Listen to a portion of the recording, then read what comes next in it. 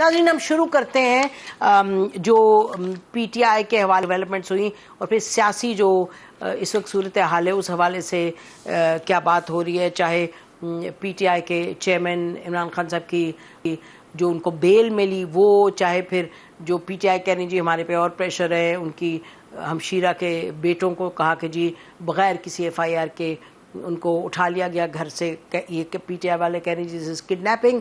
اس کے ساتھ ساتھ جو انصار عباسی صاحب کی رپورٹ ہے وہ ہمیشہ ان کی بڑی ویل انفارمڈ ہوتی ہے. انہوں نے کہا کہ جی کانسٹیٹیوشن کی ریسٹوریشن کے حوالے سے یہ حکومت میں اور پی ٹی آئی میں ہونے والی ہیں شروع نیگوسیشنز. بٹ بہرحال بات کرتے ہیں اس سب پر کہ کیا معاملات ہیں کیا نہیں ہیں. اور جب کل یہ آیا ہے فیصلہ کورٹ کا، سپریم کورٹ کا، عمران خان صاحب کے 8 کیسز جو مئی 9 کے کیسز تھے اور اس میں ان کو بیل ملی، تو کیا تھا رد عمل پی ٹی آئی کا، اس پہ بھی بات کرتے ہیں. لیکن یاد رہے کہ یہ بیل دی گئی ہے اس بینچ سے جس میں کہ justice Afridi chief justice of Pakistan اس کو ہیڈ کر رہے تھے.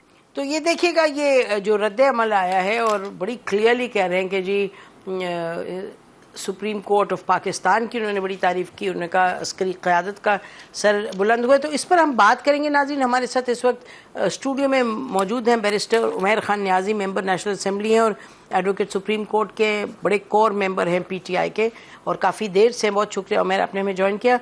خرم دستگیر صاحب ہیں ناظرین، vice president P M L N کے، former federal minister foreign affairs defence, اور آج ان کی نواز شریف صاحب سے بھی بات چیت. بہت شکریہ خرم صاحب آپ نے ہمیں جوائن کیا بڑے عرصے کے بعد. We have you on our show, تو تھینک یو.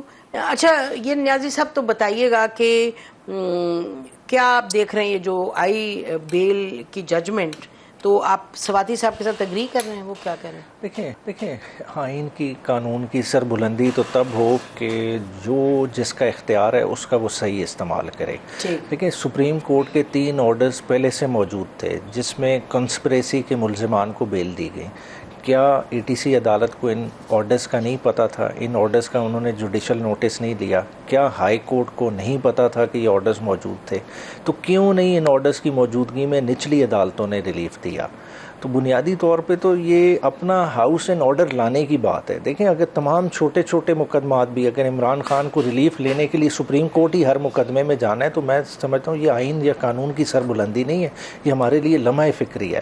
اور دیکھیں بنیادی طور پہ اگر تو یہ ڈیٹیل ڈسکشن ہوتا ہے، یہ سمپل رول آف کنسسٹنسی پہ بیل نہ ڈیسائیڈ ہوتی، میرٹس پہ ٹچ اپون ہوتا تو کہانی کہاں سے کہاں جاتی. انہوں نے کہا تھا کہ ہم میرٹس پہ نہیں جائیں گے because it will influence the. نہیں مگر بات ہے کہ دیکھیں آلریڈی اے ٹی سی کی کورٹس ان پہ فیصلہ دے چکی ہیں. اب کیا انہوں نے انفلوئنس ہونا؟ ہمارا leader of the opposition senate میں، نیشنل اسمبلی میں اور پنجاب میں سزا تو آپ نے کر دی، اس کے علاوہ 10-10 سال کی باٹا ریٹ کے مطابق سزائیں دے دی. اب کون سا انفلوئنس؟ وہ ایک ایسا گواہ جو خان صاحب کی ٹیبل کے نیچے سے برآمد ہوتا ہے، جس کی گواہی پہ آپ نے سب کو سزا کی ہے کنسپریسی میں، کیا وہ اتنا ٹرسٹ وردی ہو گیا جس کے بارے میں آلریڈی ایک اے ٹی سی سرگودا کی کورٹ نے پی ایف ایئر بیس حملے کیس میں اس گواہ کو جھوٹا قرار پایا؟ تو آج وہ گواہ سچا ہو گیا کہ اس کی بنیاد پہ آپ سب کو سزائیں بھی کر رہے ہیں اور لوگوں کو بھی پکڑ دھکڑ کے اندر کر رہے ہیں. تو آپ کی بیسکلی یہ موقف ہے، یہ نہیں جیسے عطا طاہر صاحب نے کہا کہ جی یہ بیل ہوئی ہے، کوئی کیس تو ختم نہیں ہوا. آپ کی پلی ہے کہ جی کیس کیوں نہیں ختم ہوا based on what you are seeing, اور وہ تو کورٹ کی باتیں. جی خرم دستگیر صاحب آپ ذرا بتائیے گا کہ آپ معاملات کو کیسے دیکھ رہے ہیں، اور یہ جو ڈیولپمنٹ ہے ایک یہ اور جو یہ نیازی صاحب کہہ رہے ہیں. جی میں تو یہی اس پہ رائے میری تو کم از کم مصمم ہے کہ پاکستان کی عدالتوں کے بارے میں سوچ سمجھ کر ہی بات کرنی چاہیے، کیونکہ اگر حق میں فیصلہ آ جائے تو رول آف لا ہے، حق میں نہیں فیصلہ آیا تو بڑا ظلم ہے. اور یہ ظالم جج ہیں، یہ ڈکٹیٹر جج ہیں، یہ غلام جج ہیں. کیا وہ جج غلام تھے جنہوں نے 22 مہینے حمزہ شہباز کی بیل نہیں لی تھی؟ اس کی بھی پیشی نہیں ہوئی تھی 22 مہینے. 16 مہینے سعد رفیق کے کیس میں وہاں بھی سپریم کورٹ میں جا کر بیل ہوئی، اور اس میں اس وقت کے جج نے لکھا کہ سعد رفیق والے کیس میں ریکارڈڈ ججمنٹ ہے کہ جو رائٹس تھے، ہیومن رائٹس تھے، they were trampled. I think کھوسا صاحب کی ججمنٹ تھی.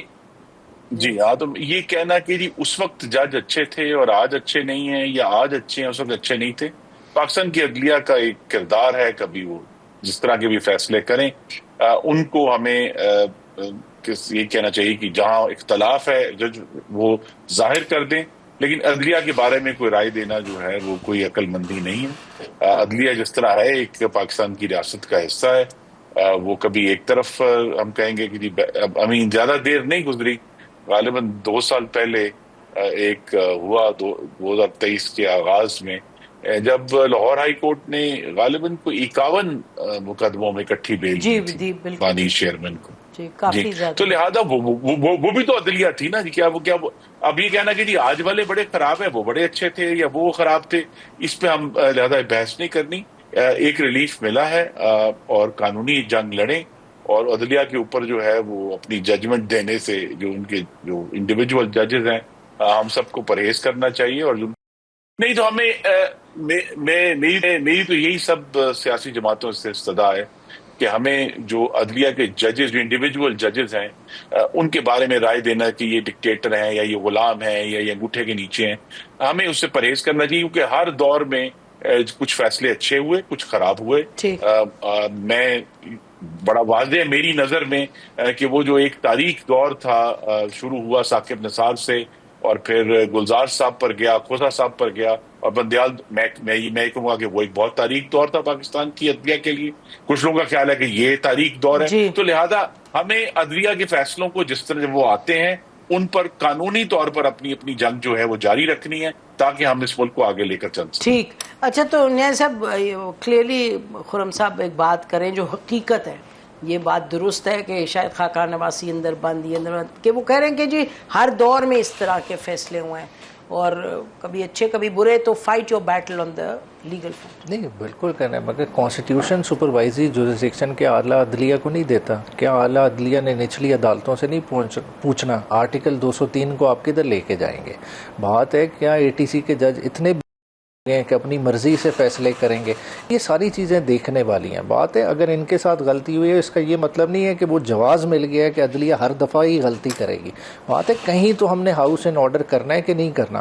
بات ہے کہ 26ویں آئینی ترمیم کے بعد آپ کہیں کہ جی عدلیہ ریاست کا ستون ہے، وہ ریاست کا ستون نہیں رہا، آپ نے اس کو ایگزیکٹو کے تابع کر دیا ہے۔ جب آپ ججز کی اپوائنٹمنٹ سے لے کے بینچ سلیکشن تک آپ ایگزیکٹو کو اختیار دے دیں گے کہ وہ ڈیسائیڈ کریں گے کہ نہیں سینئر جج کیس نہیں سن سکتا، وہ اس اہل نہیں ہے کہ وہ کانسٹیٹیوشنل بینچ کا حصہ بنے، تو کہاں گئی عدلیہ کی انڈیپینڈنس؟ سوال تو اٹھیں گے۔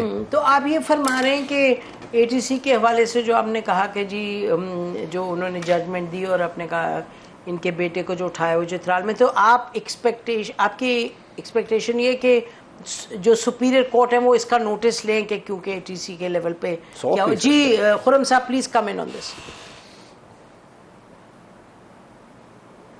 جی خرم صاحب آپ کا مائک میوٹ ہے۔ میں بہت شکر گزار ہوں جی اپنے بھائی کا، انہوں نے پریسائسلی جو ایشو ہے ہمارے سامنے، کیونکہ جب 18ویں اور 19ویں آئینی ترمیم ہوئی میں موجود تھا پارلیمان میں، اور ہمارا یہی خیال تھا کہ عدلیہ پریسائسلی جو بات انہوں نے کی کہ عدلیہ کو جب آزادی دی جائے گی، خود مختاری دی جائے گی، تو وہ اس کو اپنی جو لوور کورٹس ہیں ان کی اکاؤنٹیبلٹی کریں گے، ان کے ججمنٹس کو چیک کریں گے کہ کیا وہ قانون کے مطابق آ رہی ہیں۔ 15 سال دیے گئے، انہوں نے یہ کام نہیں کیا۔ جس طرح ہمارا یہ خیال تھا کہ جو ججز ہیں ان کی جو اپوائنٹمنٹس ہیں وہ بہتر طریقے سے ہوں گی، ان کی جو ججمنٹس ہیں ان کی کوالٹی امپروو ہوگی، وہ سب کچھ نہیں ہوا، تو پھر 26ویں ترمیم کی ضرورت پڑی۔ اور یہی پوری دنیا میں طریقہ کار رائج ہے کہ اگر ایک ادارہ جو ہے جس کو خود مختاری دی گئی، اگر وہ اب اس کو 15 سال دیے گئے، یہ نہیں کہ بہت تھوڑا وقت دیا گیا، اگر وہ کام نہیں کر رہا تو بالآخر یہ کام پارلیمان میں عوام کے نمائندوں کا ہے کہ وہ دوسرے اداروں کی نگرانی کریں۔ یہ نہیں کہ جی یہ کہیں کہ یہ والا جج ہوگا اور یہ نہیں ہوگا، لیکن اس طرح کی قانون سازی کریں جس کے ذریعے ہم بہتر نتیجوں تک پہنچ سکیں۔ عوام کی خدمت کرنا بہتر نتیجہ ہے، تو لہذا یہاں پھر 26ویں آئینی ترمیم کی ضرورت پڑی کہ وہ جو پورا 15 سال دیے گئے عدلیہ کو اپنی جو ہے ریکروٹمنٹ بہتر کرنے کے لیے، اکاؤنٹیبلٹی کرنے کے لیے، ججمنٹ امپروو کرنے کے لیے، ڈیموکریسی کو سپورٹ کرنے کے لیے، یہ سارے کام عدلیہ کرنے میں ناکام رہی. تو لہذا 26 جس میں جو ہے ایگزیکٹو کا رول ہے، پارلیمان کا رول زیادہ ہے، اور اگر پارلیمان اس پہ جو اپوزیشن ہے وہ اس پارلیمان کے جو پرویو کو استعمال کرے گی تو وہ عدلیہ کی کوالٹی اور اس کی ججمنٹ بہتر کرنے میں بھی پارلیمان کا رول جب زیادہ ہوگا تو آپ دیکھیں گے کہ بہتر اکاؤنٹیبلٹی ہو. کوئک رسپانس ہے. یہ بڑی دلچسپ بات ہے کہ خرم دستگیر صاحب بڑی کلیئرلی کہہ رہے ہیں کہ کرٹیک کیا انہوں نے کہ 15 سال پرابلمز بڑے کریٹ کیے ہیں جوڈیشری نے، اور اپنا جو رول تھا اس پہ ڈیلیور نہیں کیا. تو جیسے پہلے وہ فرما رہے تھے کہ وہ کبھی اچھا ہے کبھی برا، but he saying there's a major problem. یہ والی کرٹیک تو ہر ادارے پہ اپلائی کرتی ہے. دیکھیں پارلیمان سے شروع ہو جائیں، الیکشن کمیشن پہ آ جائیں، ہر ادارے نے اوور ریچ کیا ہے ادھر، مگر کیا ہم نے ان کو اکاؤنٹیبل ٹھہرایا؟ ہم نے تو نہیں ٹھہرایا. بات ہے عدلیہ کو ٹیم کرنے کے بجائے عدلیہ انڈیپینڈنٹ ہوگی تو وہ ڈیلیور کرے گی. اگر آپ کہیں کہ جی من پسند ججز آئیں گے، آپ پروسیجر اس طرح کا کر دیں کہ پولیٹیکل پارٹی کی لائنز پہ ججز آنے لگ دیں، تو انصاف کدھر رہے گا؟ جس صوبے میں جس کی میجورٹی ہوگی، جس کی نمبر گیم زیادہ ہوگی، اس کے ووٹ زیادہ ہوں گے، اس طرح کے ججز ٹھیک ہے. میں بتاؤں نا صاحب، یہ آپ نے اپنا موقع دے دیا، انہوں نے دے دیا، کیونکہ یہ پھر ہماری ڈسکشن چلی جائے گی عدلیہ کی طرف. آپ لوگوں نے اپنا موقف دے دیا. میں چاہتی ہوں اب ذرا ہم پی ٹی آئی کے پاس کی طرف واپس آئیں، خاص طور پہ جو پی ٹی آئی میں یعنی عمران خان صاحب نے لوگوں کی نشاندہی کی کہ چکزئی صاحب لیڈ کریں گے، اپوزیشن لیڈر وہ بنیں گے، لیکن جو آپ کی پارٹی کی طرف سے موقف آیا وہ یہ آیا کہ جی فی الوقت یہ نہیں کرنا ہم نے. تو اس پہ بھی میں چاہوں گی کہ ہم بات کریں.